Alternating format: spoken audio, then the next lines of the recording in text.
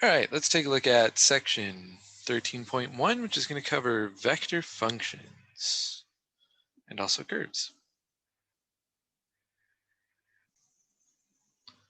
So a few learning objectives this time. We're going to define vector functions. We'll use some calculus on space curves, and we're also going to look at parameterizations of curves and their intersections. So starting with a definition of what a vector function is. So first off, we've got two different names for vector functions. We can either just call something a vector function or sometimes also called a vector valued function. Both of those just mean that it's a function whose domain is a set of real numbers, which means I'm plugging in a number like 2 or 10, 53, -42. Something like that is the input to a function or a vector function, and its output is a set of vectors, meaning that a vector function is one where it's a function r of t, and its output is a vector where it has components f, g, and h, where those three components, f, g, and h, are called the component functions. Also, sometimes for simplicity's sake, we might call this thing x of t, y of t, and probably z of t, where instead of just saying we have variables x, y, and z, we have functions x, y, and z, where they're functions of some variable t, where t is going to be a parameter, if we want to give it a fancy name. So we don't always use f, g, and h. A lot of times it'll just be easier to call it x, y, and z. But f, g, and h is just there to highlight the fact that these are functions of a parameter t instead of just variables x, y, and z.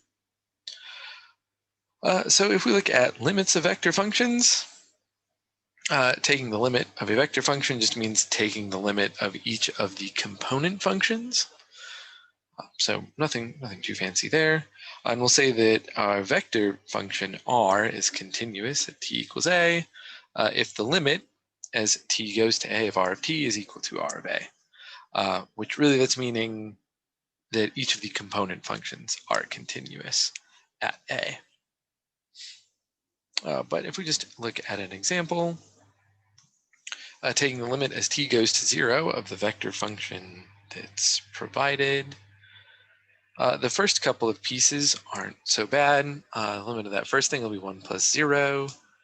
The middle piece is also no problem plugging in 0 for t, so we'll end up getting 0 for the middle part. But it's the third one that is sometimes overlooked.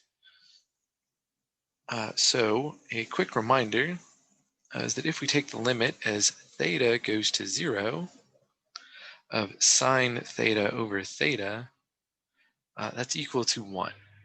It's one of the first limits that we look at in Calc 1 when we start doing derivatives of trig functions. So it tends to get overlooked. But that'll be a limit that we'll use here. Alternatively, you could use L'Hopital's rule on that third piece.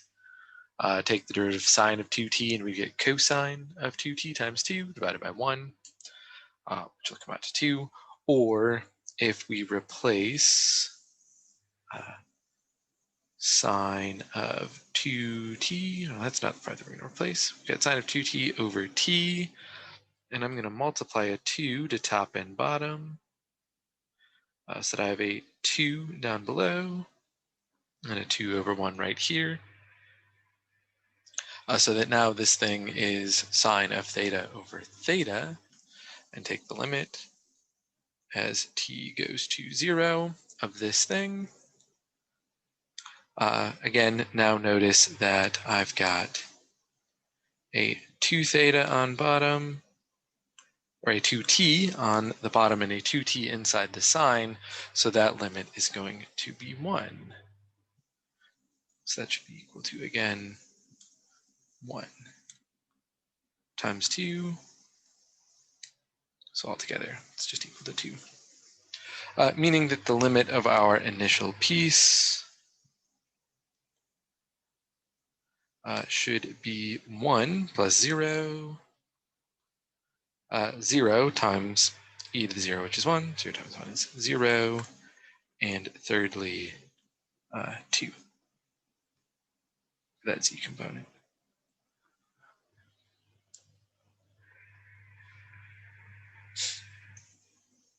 So works a lot like limits back when Calc 1 did, just we have to do 3 of them.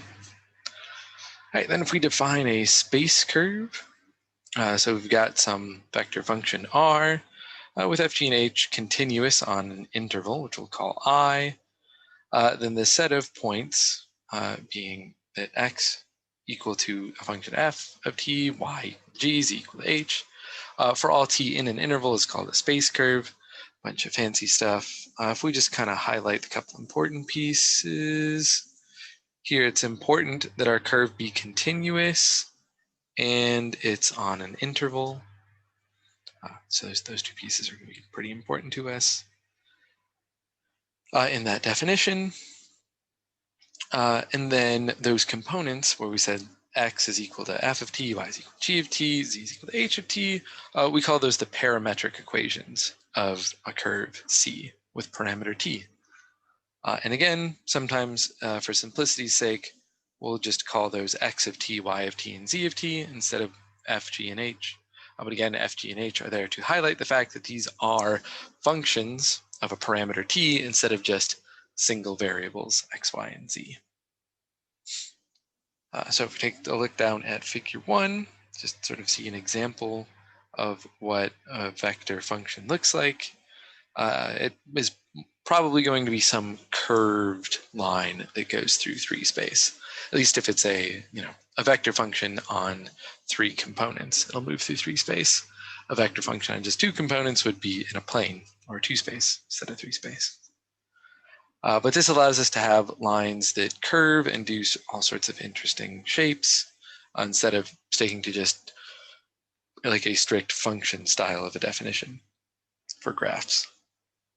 So again, parametric equations, if we're relabeling x, y, and z in terms of a parameter t. All right, so putting that into action, we want to find the vector function that represents the curve of intersection between a cylinder and a plane. So for the cylinder, we've got x squared plus y squared equals 1. And the plane, we've got x plus z equals 5. And so when we said find a vector function, that means find the parametric equations that describe x, y, and z, all in terms of some variable t. So if we recall back to parametric equations, which is covered in chapter 10 in the textbook, it was a Calc 2 concept. But if you need to review, take a look at chapter 10. We saw that a pretty good parameterization for a circle in a plane, instead of using x squared plus y squared equals 1, is we'll use x equals cosine t and y equals sine t. Or more specifically, x equals r cosine t and y equals r sine t. In this case, the radius is 1. If you remember polar coordinates is a pretty common example of a parameterization where we just relabel x and y in terms of some other variables r and t. We're going to want to use just 1 though. Fortunately, we have a radius of 1, so we should be able to say that x of t is equal to 1 times cosine t, meaning then that y of t is equal to sine t, and then z of t, which will be 5 minus x, we can say is 5 minus cosine of t. And that way we also have z labeled in terms of that parameter t as well. So once we sort of replace x and y, we can then substitute those pieces into the other equation to get z. Meaning that our function, we just want to call it r of t, is the vector valued function cosine t, sine t, and 5 minus cosine t.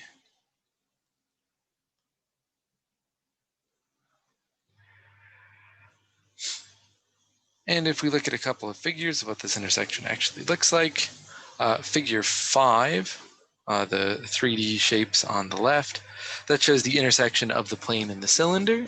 So sort of those two running into one another. And then figure figure 6 just pulls out the curve C that we're interested in.